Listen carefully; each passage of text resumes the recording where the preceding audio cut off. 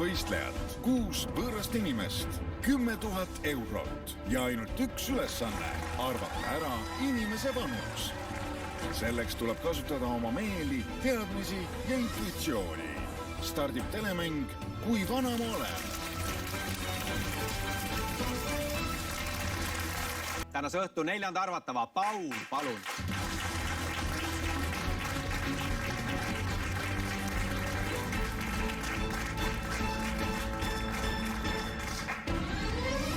Tere õhtust! Tere! Aitäh tulemast!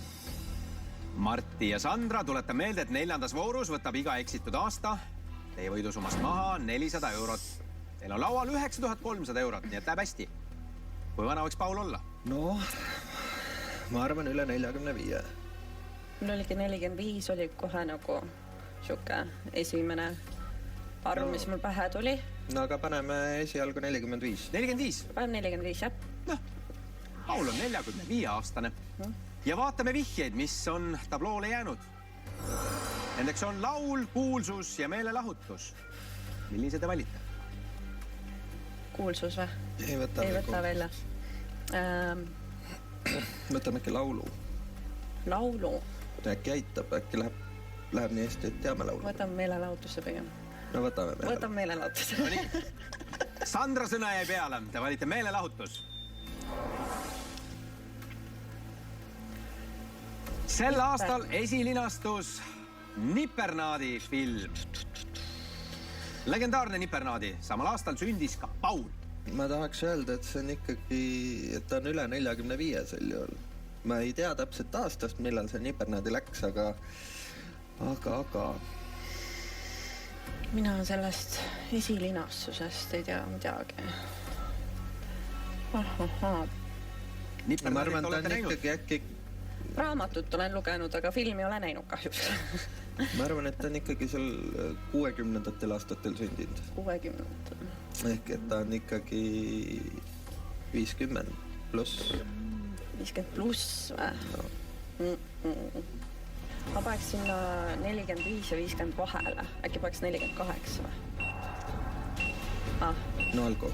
Teeme 48. Teeme 48. No nii, te vajutate nuppu ja ütlete 48. No proovime. Küsime Paulilt järele. Paul, kas sa oled 48-aastane?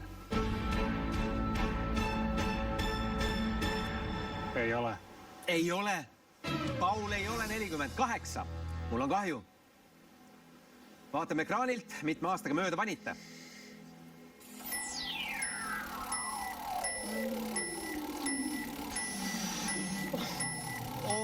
Jeesus, Maria, Jumala ema, 10 aastat 4000 eurot. Küll see oli valus kukkumine. Vau. Vau. No kuhu poole siis panite? No me panime liiga vähe. Panime liiga vähe vist, jah. 48 panite. Mis siis tegelikult?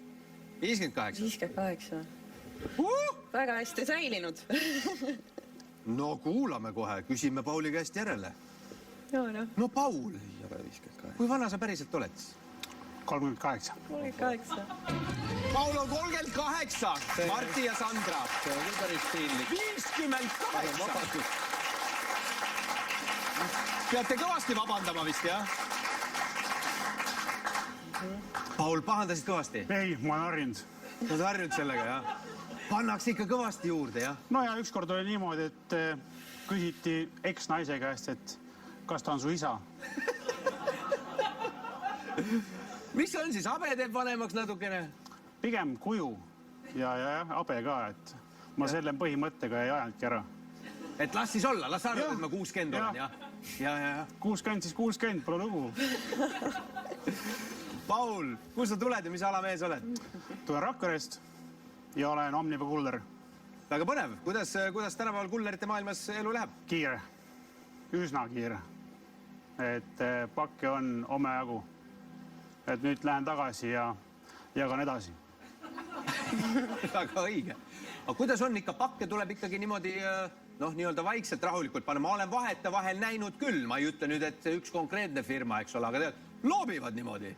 Noh, jah, selles mõttes, et ikkagi iga pakk on nagu omaette nagu väike beebi, et sa nagu hoiad seda nagu oma silmatera, et noh, et kui ikkagi kliendi juurde lähed, siis sa annad selle paki ilusti üle, et mitte niimoodi, et ole lahke ja kõnnid minema ja siis pärast tuleb pretensioonid, et näed, pakk oli rikutud või mida iganes. Väga ilusti öeldud, Paul. See on muuseas väga kena metafoor, sest meil üks beebi siin ahjus on ka. Ja eks ma jälgisin, et palju õnne teile. Aitäh, Paul. Aitäh saatesse tulemast. Vaat, kus oli nüüd Paul alles. 10 aastat, 4000 eurot. Päriselt, mul on natuke kahju. 5300 eurot on laual, aga... Noh, poleks seda Pauli. Paul. Paul, jah, tuli 10 aastat. Ai, pagan, see oli tõesti valus. 4000 eurot, jah. Aga ei ole hullu. Ei ole hullu, muidugi. Paulile vabandused. Jah.